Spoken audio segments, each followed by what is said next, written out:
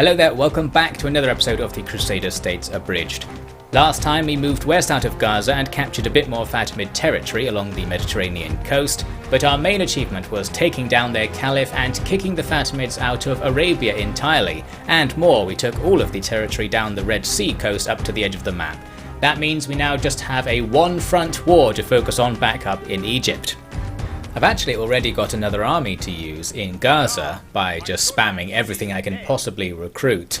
So I was going to attack right away in the very turn we finished the Arabian conquests. However, my trusted rebel allies are sitting there next to the road and we walk into their zone of control, so the attack is cancelled, and that's the end of that. Now we're stuck standing there.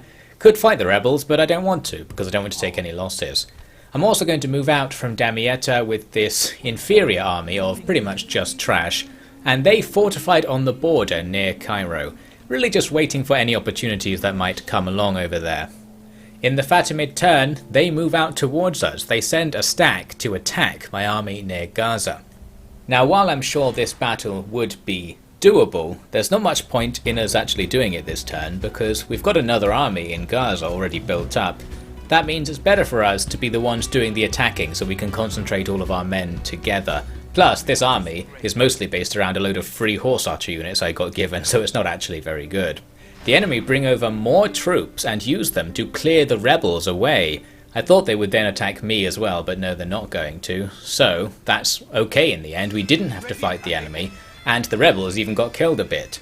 Now then I can easily unite with my troops at Gaza and go for a big decisive battle. The problem is it wouldn't really decide anything, and I immediately realised, well, we could just walk around the enemy army and then either they chase us, which is fine, we'll just end up fighting them anyway, or they can waste time trying to attack our settlements and probably failing while we attack their settlements. While trying to decide what to do there, I switched focus onto the other army because there's definitely something they can do this turn. We can actually attack this army just outside Cairo and get a classic Medieval 2 siege drawout. The problem is that this army I'm attacking with is really bad, so even though there are only a few units, both outside and inside the town, perhaps half a stack altogether, the enemy have a distinct advantage. Here you can see me checking the stats. Kurdish Javs, OP of course, and their Saracen militia are pretty good as well. Very low upkeep and tons of stats. They're more than double the stats of our spear militia that we get, which are something like 1 attack and 7 defense. Very nasty stuff, but then again, their army is split up into 2 groups, so it's not as bad as it looks, and there's all to play for, because if we can pull this off, we can steal Cairo right now. So I gave it a go. We were lucky in that the first enemy army just ran right at us. If they'd stopped to link up with their reinforcements, we'd be in trouble. My first priority was to get my Jav-Cav into the flank of the army to attack the enemy's general, because those heavy Cav could easily wipe out most of my army basically, so we want to try and kill them with the Javs if we can. As for the enemy infantry, we'll be going for a hammer and anvil of course, that's our only option here. Looks like our Jav-Cav aren't doing a very good job of attacking the enemy general. I don't know if I had them targeted onto the wrong unit, but they weren't throwing at him, and now they're being chased away. This is kind of what I wanted, because ideally, the enemy general will just chase our Jav-Cav to the edge of the map and effectively not participate in the fight, but my own Cav, who were moving to outflank, ended up running into the general because I was busy looking at what the Jav-Cav were doing, and therefore we've actually started fighting the general straight away, and that's really not what I need. What I ended up doing was essentially sacrificing one of my heavy cav units to just keep him busy for a bit, and you can see down at the bottom they're dying instantly against his very powerful heavy cav. That gives me a bit of time to set up for the hammer and anvil before the enemy's superior infantry kill mine. One of my infantry units is also used as a sacrifice to just keep them away. These light infantry will have no chance whatsoever, but we are able to take out enemy infantry using our cav. Our general has just routed 1 enemy unit, and now we'll set up to charge the other one. You might also notice in the background, I've got my Kurdish Javs down the hill fighting some other unit. They were only down there because I forgot to deploy them up the hill at the start of the fight, and the enemy sent troops down there, so I just left them there to fight them. So we'll see how that goes. Anyway, we've defeated one of the 2 units that's attacking us. Now we're setting up with the cav ready for a big rear charge on the other one. The question is, where's the rest of the enemy army? Their reinforcements aren't nearby enough that we need to worry about them. They haven't come over the hill basically, so we'll keep focusing on this fight. And bang, that rear charge finishes off the rest of the enemy's infantry. And with that, we're really just fighting the enemy general here, but that's a pretty big deal because he's gradually killing everything. We've killed quite a lot of his unit, but we can't seem to get those last few kills. And the enemy reinforcements are nearly here, so I'm also forming up to receive them. The fact the enemy general won't die is really annoying now because the timing is critical. We need to move out our cav ready to hammer and anvil the next wave right now, but they're bogged down fighting that general. As for our Kurdish Javs who are taking on these spears, I helped them out by using my Levy archers to rain arrows down here, and those spears routed, but also the Kurdish Javs had almost defeated them anyway, and I'm pretty sure I killed a load of my own men with those archers because they're so inaccurate, but whatever, now those Kurdish Javs will come up the hill to help us. The enemy also have Kurdish Javs at the front of their reinforcement army, so I need to charge to attack them since they'll just stand there throwing at me. Annoyingly, the enemy general is going across the back of my line, inflicting a rear attack on everything for extra low morale. We still can't kill him, and we kind of have to ignore him now because my cav need to do something else. We lose 50 men in about 2 seconds, even before the 2 lines engage because of the enemy's Javs hitting my Bedouins. But the maneuvers are going well. We've got the enemy locked down from the front now, and the cav are on their way around for the rear attack. The enemy general is still rear attacking us as well, which is annoying, so if my Bedouins can survive that, we'll be able to use them to attack the enemy flank in a second. The enemy's Kurdish Javs skirmished back up the hill and then got hit by my cav as we set up for the rear attack, so we took them out quite easily actually, surprisingly easily. And now we are ready to get this going, and really this needs to work, because if we can't defeat them with rear and flank attacks, we can't do anything else. The frontal attack is going to be disastrous. In fact, we've already lost a whole unit of Bedouins trying to face them from the front. In go the cav then, and it's not really good enough. We kill a few enemies, but the cav are half dead already and they're exhausted, so it doesn't just plow through everything and gain us the victory we needed right there. The other option we have is to use our Levy archers to shoot into these big blocks of enemy infantry, and that might do something, but again, it's Levy archers. They're probably going to take all day to kill those enemies, and we certainly don't have that long. In fact, by the time I set up for the second cycle charge, many of our troops are routing, and the enemy formation is now on the move, and that makes cycle charging them much harder. We have to actually get around some free units of spears who might move to stop us. Luckily here they're not paying attention, and we walk just past the flank of those Nubian spears to rear attack stuff. But still, the fight itself is not looking good, and we arrive just as more of our infantry rout and the enemy start moving forwards away from us. At this stage, it's just really a few units of cav and our archers that we have left to play with, and there's not all that much we can do. My general's on the verge of dying as well, so I'm going to get him out of that fight. And in fact, I'm going to get him very far out of that fight because I realised we just have no options left. Too much stuff is routing, there's no chance to lock the enemy down, and they're just better than us. So, we're getting out of here. Anything left alive, I just ordered to move towards the edge of the map, and once it got there, I hit the withdraw button, and everything leaves the field. Because our men were quite light and bad, they happened to move quite quickly, so we could outrun the enemy's heavily armoured Saracen militia and stuff like that, and get away with this. But overall, that was pretty bad. We narrowly avoided being totally wiped out, but we still lost 3/4 of our troops at least. The enemy lost a load of men as well. They probably lost as many as we did, but this doesn't gain us anything. We definitely haven't taken the city, and that's what I was there for. So overall, this has been a waste. They'll just re-recruit those men, and my troops are now stuck there. We don't have any movement points, so we're vulnerable. The enemy can just attack me in the next turn, and this army is looking pretty bad. With that in mind, now there's only really one thing we can do with our other force. We have to attack, not only because we need someone to be attacking to progress the game, but by having them closer to our army that's in peril, they might distract enemy attention and slightly increase the chance of us rescuing them. In the meantime, let's spam out another army. We've still got plenty of income to spare, so we can keep recruiting units as much as we can. In the meantime, we have to just face up to whatever the Fatimids throw at us in their turn. First, they go and besiege that random fort up there near Damietta Castle for some reason, and then, as feared, they do go after my half-dead army, or more than half-dead to be specific. At first it looked like they were going to attack the rebels, but then they do attack me. Things aren't that bad though, they've only sent 3 units and one of them's on the verge of destruction already. So actually, the balance of power's roughly even, we're not outmatched here, and I was expecting something much worse. So thanks to the enemy for sending only a few units. I guess they thought this is all they need. I need to play this battle in a very specific way, because all of our strength is in our levy archers. We don't have much in the way of melee units, and we don't really have cav either.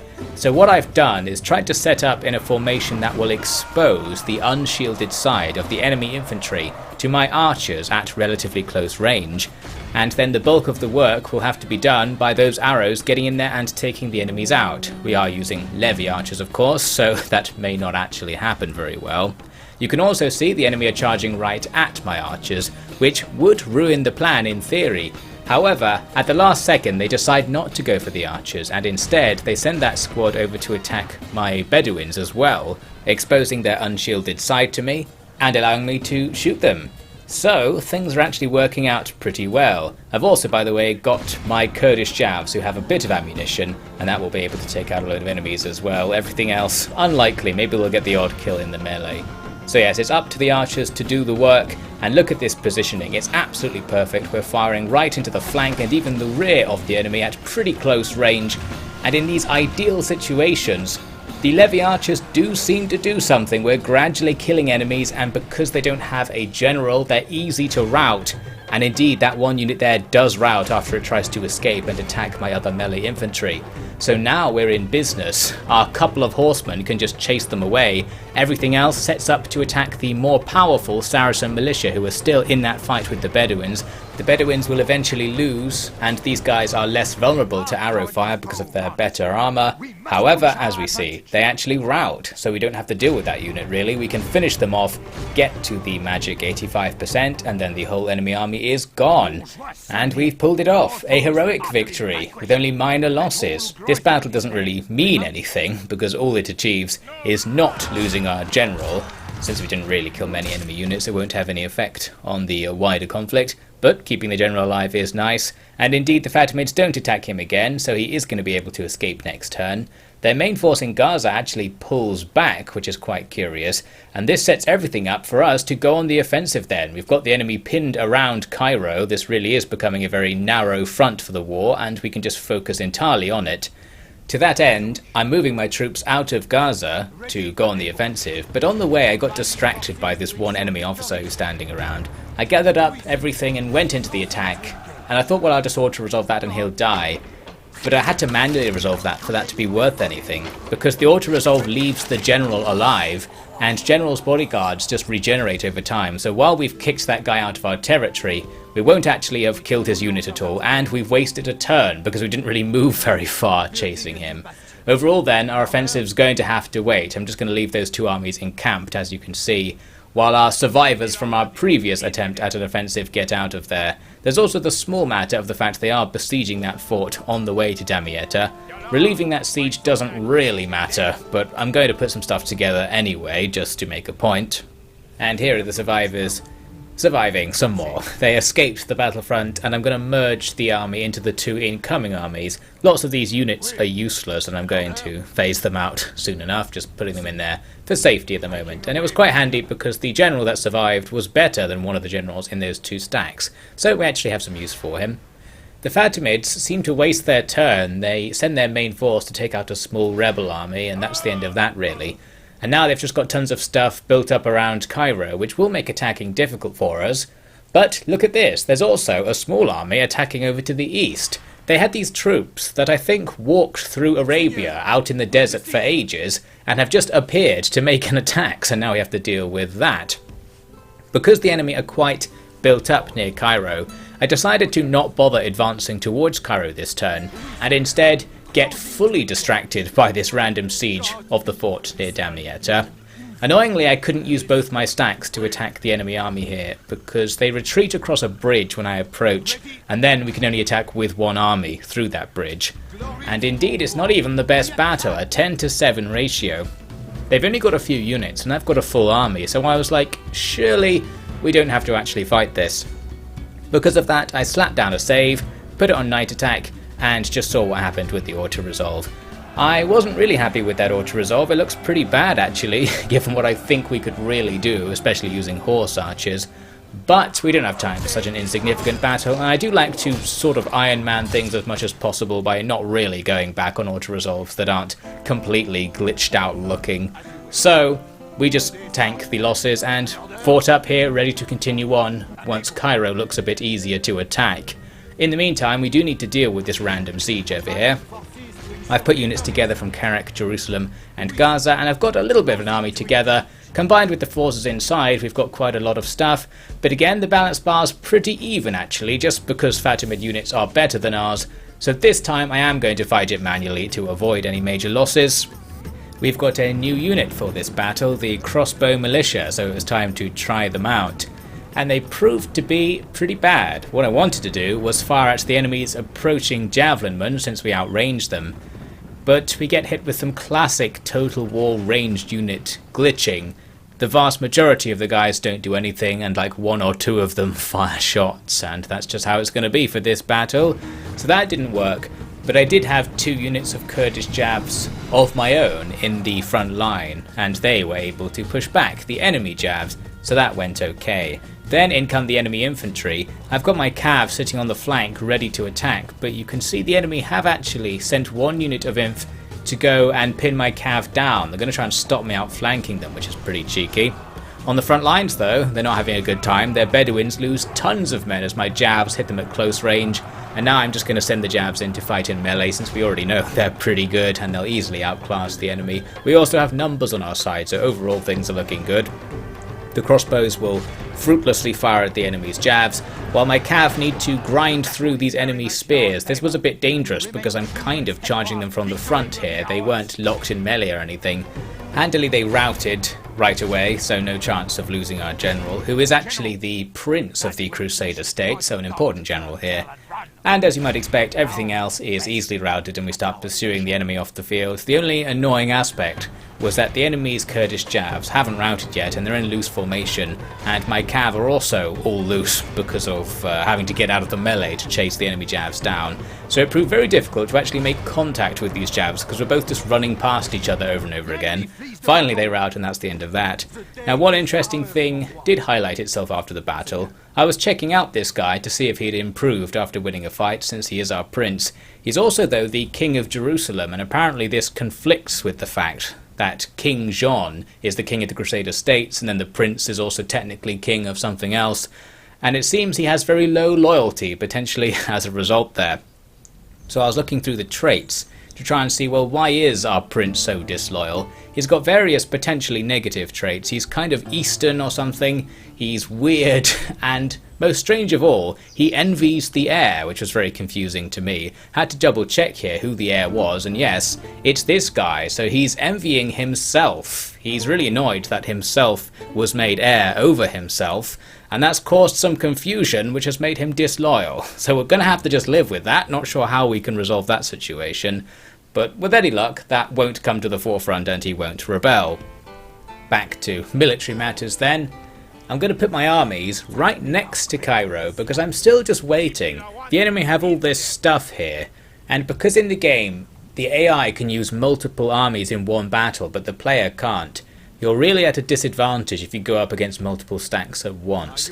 So what I want is the enemy to just move one of them somewhere to try and attack me, or just do anything so that they split up and we can go into Cairo in an easier fashion. There is also another way to resolve this, which I'm going to end up doing forthwith, because here we are, in the next turn the enemy still aren't moving, so we're going to start pulling out the exploits in order to deal with the situation. Now one of the things that's going to help us out is the gradual arrival of our king. Over the last 1,000,000 turns, our king's been walking back from the tail end of the map down in Arabia to come join this battlefront, and he's nearly arrived.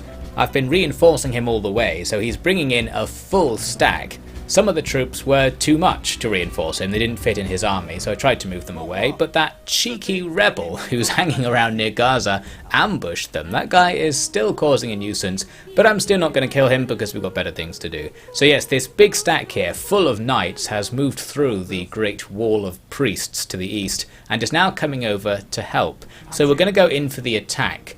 Now we can only attack with 2 armies, realistically, And what we need to do to prepare for that is make sure that all of our good units are together in one army. So we'll have a trash stack, which will just be a reserve force for auto-resolves. All the good units will be together, ready to use for manual battles. Now here's why we need 2 of them. One army is going to go over and besiege Cairo, and the exploit I mentioned is that basically if we attack the army that's outside Cairo now, our force, the besieging force, will be allowed to reinforce, but the guys inside won't. So it's as if the enemy's second army isn't there now, but we can still attack with 2 stacks. In fact, we can attack with 3, because I can bring all of my trash out to stand just next to the battle here, and then go in with this force ready for a decisive clash.